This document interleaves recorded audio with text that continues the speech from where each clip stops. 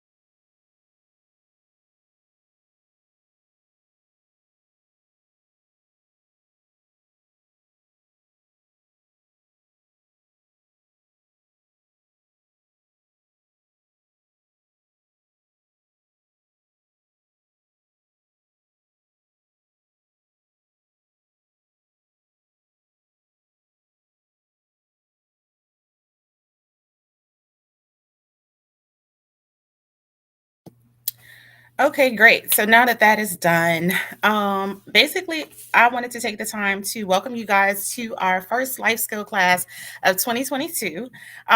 We are a nonprofit organization that services the Hampton and Newport News area of Hampton Roads. Our primary objective is to serve areas that are affected by gang and gun violence. And so, a life skills class is anything that you may not learn in high school and you may not learn at home, but it will be beneficial to your life. One of our classes Okay, that is great. So highly now that that is sought after is our business basics and funding. Lots of people love this class for obvious reasons. And so we're going to go ahead and get started in that. As I said before, I am the vice president and the COO of the He Foundation. And sorry, the COO of the He Foundation. And we started this foundation in the year of 2018 due to the death of Rocky Brooks. And we service areas again that are primarily affected by gang and gun violence. What qualifies me, I am a business owner. I make six figures in my company. I've also assisted other people to make over six figures in their company. And so, obviously, um, I know a little bit about what it takes to establish a company as well as what it takes to make money, uh, which is the goal. And so I'd like to share that with you guys today. So, first things first, if you are trying to start a company, you want to identify your why. Why do you want to create a company? Is it just to make money on the side, a side hustle? Do you want to make it for legacy reasons? Do you want to pass something on to your children? Or do you just need extra money, income in the house?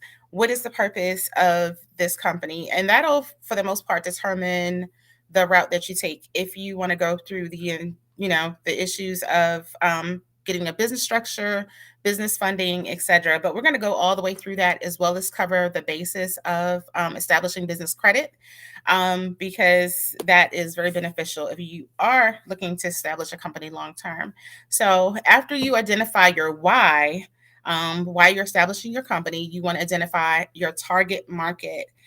This is known as your niche. The more specific you are, the more money you'll make. And the reason I say that is because a lot of people say their business will basically cover everybody. But if you're marketing to everybody, you're marketing to no one. If you can answer or solve a problem for one person, then trust me, you'll make lots of money. It's better to be a specialist than to be all over the place. And it'll save you money from a marketing standpoint. The other thing I tell people, you need to understand or identify your profit levels. Do you want to make an extra $500 a month? Or do you want to make an extra $10,000 a month? What is it that you're trying to accomplish? And that'll kind of help you also establish your business goals. Um, And so moving from there, once you have your why identified, once you have your niche market identified, your demographics, your ideal customer, once you know an idea of how much money you want to make, then you should also start looking at your framework. And when I say framework, this is going to be the foundation of your company. Okay, so business foundation, your business structure. First things first, what does it take to establish your company? Are there any required licensing, etc.? Um, do you want to do an LLC or an S corp? So they both offer different protections and different requirements for taxes. A lot of people that are starting small businesses, they'll immediately go with the LLC, and that's fine because it does offer you some protection. At a minimum, I would say to go with an LLC, a limited liability corporation. Those are very easy to establish. It only requires a few $100s. You file it with the state, and you're good to go. Again, with the business foundation, you'll also need to acquire EIN. This is your tax ID. So for your business purposes, it's like your business social security number. Your business, your LLC or your business structure will operate and be able to enter into contracts just as you would as a person, and your EIN would act as the business's social security number or how the government would identify that company. And we'll get into why that's important too once we get to the business credit portion. And everything I'm going to tell you is going to be to establish business credit. And so it may be some things that if you decide you just want to do this as a side hustle, you may not deem necessary. But if you're going to establish business credit to fund your company, grow your company, then you'll definitely need this information. Business address. And for all intents and purposes, you will not be allowed to use any PO boxes or the UPS mailboxes in the stores. You actually need a physical address. If you're a small company and you want to use your home address for a while, that's fine. But as soon as you're able or you generate enough income, I would advise you to get a small virtual office as a business address. And so, business entity structure, we talked about that a little bit with the S Corp, the C Corp, or the LLC. We highly advise against the sole proprietorship. You cannot establish business credit with a sole proprietorship, which is basically using your social security number. You have to have some type of legal entity. And again, you can file those with your Secretary of State. If you're going to use your business as a umbrella, then you may want to do something like doing business as, they call them DBAs, and you will be able to accept checks and enter contracts under your DBA, but that is an additional fee. Me personally, I have an LLC, but I also have a DBA. So my LLC is Kingdom Concepts LLC, and my DBA, doing business as, is Kingdom Concepts Consulting. And so I can enter into contracts, I can receive checks, all that under Kingdom Concepts Consulting, even though it's attached to Kingdom Concepts LLC. So, depending on the type of business you go into, if it's virtual, if it's an actual brick and mortar company, you will need to go through your state and find out what kind of business licenses are required. Products and services, brick and mortar, etc. They have different requirements. In every industry, have different requirements. If you're doing hair, of course, you got to be licensed for that. Makeup, esthetician, that kind of thing. Car detailing, you probably don't need any licenses for that other than the sales tax. And so you just want to go and do a little bit of research so that you can be best equipped to service your clients without having any issues on your end financially or legally. You'll also need a business checking account. You can go to your local bank or credit union, or lots of places actually allow you to get business checking accounts online. So you can just set it up online. As long as you have your documentation, they'll work with you, and that'll take care of that. Merchant accounts. So if you are doing a business online, it is highly recommended that you have a merchant account. And there's typically no upfront costs unless you have equipment. And what I'm talking about is like your Squares, your apps, your Venmos, your PayPals, things like that. So you have more than one way to receive your money, because I mean the goal is to make money. So you want to make sure that you've done that. Most companies or lenders expect for you to have a domain. A domain is basically where you would host a website. The other reason you want to have that is so that you can have a professional looking email address, not your Gmail, your Yahoo, or anything else out there. But with a URL, you're able to get a URL extension that will also have your email address, i.e., the Heat Foundation. Our URL is theheatfoundation.org, and our email address is info at theheatfoundation.org. And so that looks a lot more professional. It is only a few dollars a month. So there's a small investment up front, but it's necessary for business funding. Um, and that looks more professional too. If you wanted to go into the e-commerce space, then we use, and I say we because all of my children have businesses, Shopify. It is pretty modular and easy to function. Lots of tutorials, and it works. There's lots of other ones out there. We just haven't worked with them, so I can't recommend them. But do your research again. See what works best for you. Make sure that you pay attention to all of the tax requirements for your state for those. Um, but it's an option. With the way the world has been in the last 2 years, I recommend everyone have a business. And you can always do a dropship business if you do what is it, a virtual boutique or online store. Um, for business funding purposes, you will need a phone number that is dedicated to your business. There are lots of companies that will sell you a virtual phone number that forwards directly to your personal phone number, and that will mask your number, and you can use it to dial out as well as for them to dial in. We use Freedom Voice. It's very inexpensive. These plugs are just, they're not, I'm not plugging for any particular company. I'm just giving you recommendations for companies that we use and that we can vouch for. But Freedom Voice is the one that we use for the foundation as well as for other businesses that we have. And you also must be registered with 411 directory. And you can list yourself for the basic registration for free. And so this is the basis for establishing a company for business funding purposes. And I know that was a ton of information from like everything, but I wanted to kind of get through that quickly so that we can move into the gist of it, which is the business funding piece. In order to establish business credit, you must be registered with Dun Bradstreet. This is also completely free.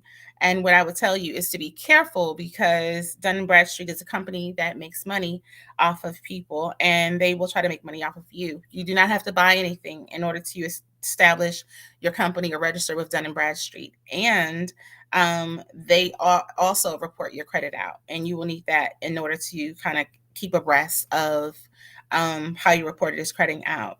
If you wanted to do business with the government for contracts, or if you have a nonprofit and you want to go after grants with the government, then you also should register with Sam.gov. Sam.gov is a lengthy registration. It's not difficult. You kind of walk through it. If you needed some assistance, it's not difficult. It's completely free. So if you see someone asking you to pay for it, then it's not necessary. But it's necessary. You must register with them to do business with the government. You must register with them in order to go after grants with the government. Another tool I like to have people register with is NAV, NAV. It is for business credit. There is a free subscription as well as a paid subscription, but the benefit of NAV, NAV is it will track your business credit for you, similar to Credit Karma, but for business. So if you're deciding that you want to go after business credit for your company, I strongly recommend that you register for that as well.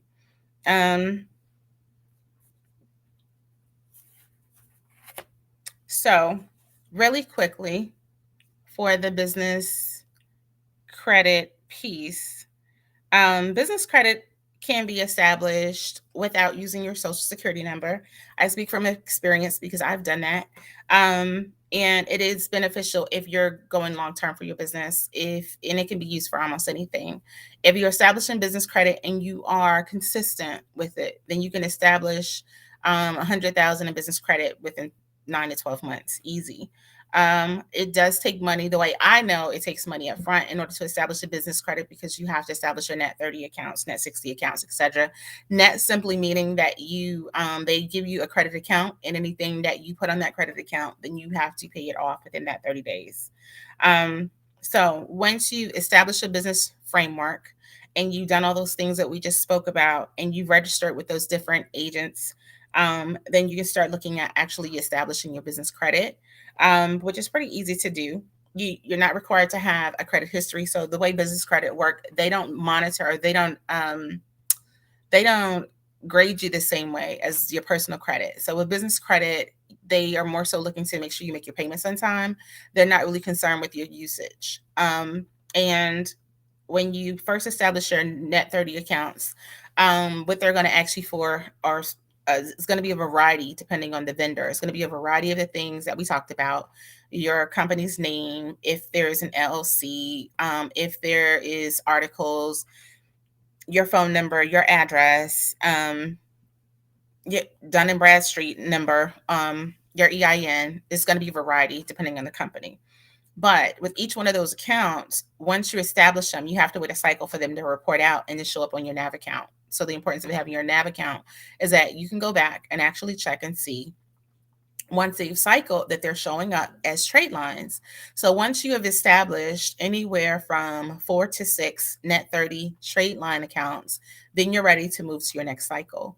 So the importance of that is basically showing that these vendors have offered or allowed you to establish credit in your business name without using your personal credit. And the amounts will vary. The amounts will vary because even though they give you the net 30 account, they're only going to show credit towards whatever purchases you make. So if you make a purchase of $100 with each one of those accounts, 4 different accounts, it's going to show that each one of those accounts, you basically use $100. And you build it up over time. The accounts vary through various different industries. There's a list. If you would like, I'm going to give you a list here, but if you would like my notes, then just email us and I'll send them over to you. Companies like Quill, Uline, Satan, Granger, Tomo, all of those companies will give you a net 30 account. And all you have to do is show them that you have your business structure in place. Within the 30-day time frame, you pay those accounts off, and then they'll report when they're in good standing, but they'll also show that you spent money with those accounts. So it's going to take approximately 30 to 60 days in order to establish the accounts, make the purchases, pay them off, for it to cycle out. The next level of accounts are going to be like your store credit accounts. Those are going to be like your Lowe's, your Office Depots, your Home Depots. The benefit of these, of course, you can always buy any of your office supplies. Some people use business credit towards Airbnbs, flipping houses, that kind of thing. And so they buy the Lowe's and stuff from Granger. But it's the same thing. You get a store credit account. The expectation is that you maintain it. They don't care if you max it out. You just have to pay it off on time within that allotted amount of time. And so it's the same. Amazon will also give you a line of credit as well as a credit card in your business account. So speaking from experience, I have out of the 5 rounds that you can have, I have up to the 4th. So speaking from experience, it can be done. You don't have to use your personal credit, and they give you large amounts of credit as long as you pay it off in time. And this allows you to build your company. And if I find a need for that, or people begin to ask for that, then I'll go and do a segment on business credit solely. Everything that I mentioned here could possibly be taught on its own for an hour or two, but we won't do that for the sake of time. The next one would be major credit accounts for your Visa, MasterCard, American Express, or Discover cards. So each time you're going to allow the cycle to go 30 to 60 days. Once it's reporting on your business account, your business credit account, then you can move to the next cycle. And so, again, your 3rd round would be any of your Visa, MasterCard, American Express, or Discover. And as we know, any of those major credit card companies can be used for almost anything, even to pull off cash off of the card. Another thing about those that is very beneficial is that when you get personal credit cards, your personal credit cards are only for a few $1,000s, but they understand that when you get business credit, that is for business purposes. And so the amounts for business credit are typically a lot larger, $20,000 to $100,000 for a credit card. And so it really depends on how you manage it. You make your payments on time, and that you're consistent, you're reporting income within your company and things like that. One of the ones I use for your round one of one of the companies that's used is a Tomo. Tomo is based completely on your business banking account, and so the amount of credits you get there will be determined on how much money you have in your business account. The other ones do not require you to have to know anything about your business banking account. They're just going to give it to you based on you having the other items in place. Um, but going back to your round four. So round four is your lines of credit for car leasing and loans. If you get a line of credit for business purposes, you can use it for almost anything. So I know people that use business line of credits. They use it to buy houses, flip houses, do the renovations on houses. They use it to buy cars, to rent them on through Turo, kind of along the same lines like everyone is doing the Airbnb. Everyone's now doing the rental cars. But you can use a business line of credit for that. You can also use it to buy inventory, so you don't have to use your own money for your company. You can all different types of things. If you do event planning, then you can use your line of credit to plan your event and then pay it off once you get paid from your client. So you don't have to use your personal income in your credit. And then the last one, of course, is business loans. So with the last 2 years and everything that has taken place, a lot of people have gotten business loans through the SBA because of COVID. That probably will never happen again. But business loans are very beneficial for that reason because you can definitely take advantage and do great things for your company. This training is supposed to be for 2 hours, but unfortunately, I don't see any questions. And so I'm going to close it out. Again, my name is Chonda Costin. I am the Vice President and COO of the Heat Foundation. This training was on basic business skills and funding. If you found it beneficial and you would like a copy of our notes, everything that was discussed here and outlined, feel free to email us at info@theheatfoundation.org. Again, that is info@theheatfoundation.org, and we'll shoot it over to you. And I look forward to talking to you guys and next time. Take care.